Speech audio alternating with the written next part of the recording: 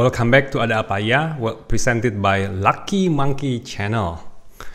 Ini adalah bagian kedua mengenai Rich Life for Millennials. Apa mungkin ya?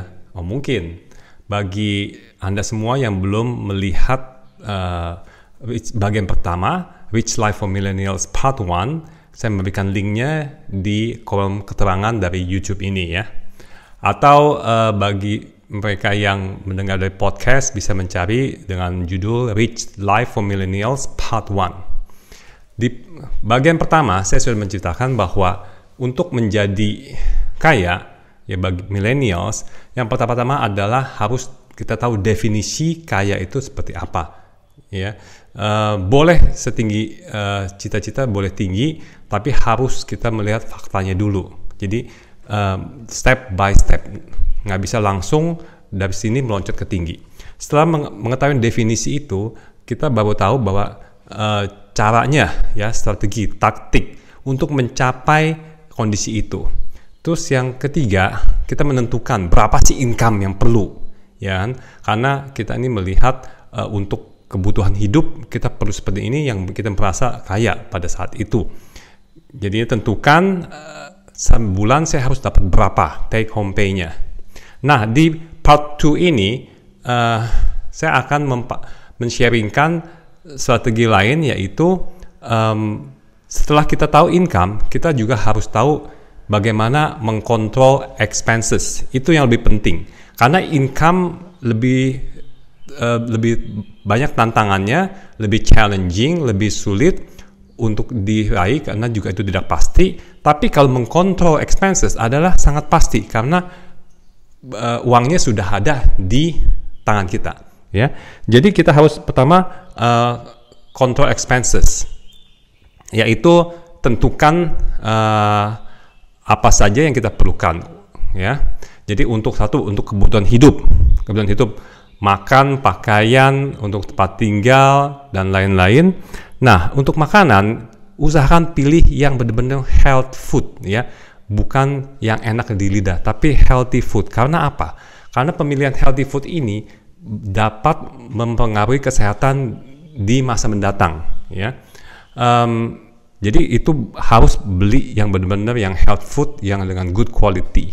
Tapi untuk pengeluaran hal-hal lain, umpamanya beli sikat gigi, beli baju, beli sepatu ataupun cuci piring untuk mengepel, barang-barang lain yang tidak terlalu penting ya, itu nggak perlu branded karena itu mempengaruhi harga. Jadi tentukan saja umpamanya menurut Anda bahwa untuk hidup saya yang enak, saya harus makan sehat, ya, saya harus keluarkan biaya untuk olahraga, ya, terus saya untuk pendidikan dan lain-lain. Nah, jadinya dari yang kedua ya, setelah income kita terima, itu kita harus dibagi-bagi dalam beberapa penampungan ya. Jadi yang utama adalah sisihkan kira-kira untuk investasi adalah 10% dari income yang diterima. 10% ya. Contohnya Anda mendapatkan sekian rupiah, 10%-nya langsung masuk ke investasi. Tidak boleh di kutak-atik, tidak boleh diambil lagi. Terus untuk keperluan basic needs, yaitu sekitar 50-70% ya. Kalau bisa lebih rendah itu 50% baik sekali ya. Anda tidak akan menderita ya. Nah, terus untuk education, untuk belajar lagi, untuk seperti apa nanti itu 10% dari income juga masukin ya. Terus untuk kesehatan dan life insurance ya, untuk health insurance, life insurance 10% juga ya. Jadi kalau Anda ambil basic needs-nya adalah 70%, 30% investment, 70% basic needs, 10% health and life insurance, 10% education, 10% investment. Kalau basic needs bisa dari 50%, maka ada lebih 20% lagi untuk yang lainnya ya. Nah, untuk basic needs ini juga dibagi-bagi lagi. Yang tadi saya katakan untuk buy quality food yang utama, ya, juga ada entertainment, adalah hobi, ya, dan juga yang lain-lain. Jadi ingat hal-hal ini. Jadi selain kita sudah dapat income, ya, income ini bagaimana dibaginya? Karena expenses ini yang bisa kita kontrol. Ya, jadi income tinggi, expenses dikontrol. Saya melihat banyak millennials ataupun generasi yang lebih muda lagi, generasi Z, itu mereka tidak punya tabungan karena apa? Karena tidak bisa kontrol expensesnya. Mereka mau beli sepatu merek mahal, mau beli baju merek terkenal, mau beli celana merek terkenal, topi pun harus merek terkenal, minum pun harus kopi di tempat yang terkenal, nonton mesti tempat yang bagus.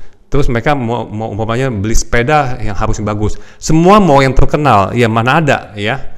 Kecuali itu mungkin dapat warisan dari orang tua. Tapi kalau pendapatan income dari sendiri, nggak bisa semuanya mau yang branded, mau yang terbaik. Anda harus tentukan, kalau menurut Anda minum kopi itu penting, ya udah, itu yang penting. Tapi minum teh, minum yang lainnya itu nggak usah semua yang harus yang bagus, harus yang penting. Ya, di dunia ini kita harus tahu bedanya antara needs dan wants, ya.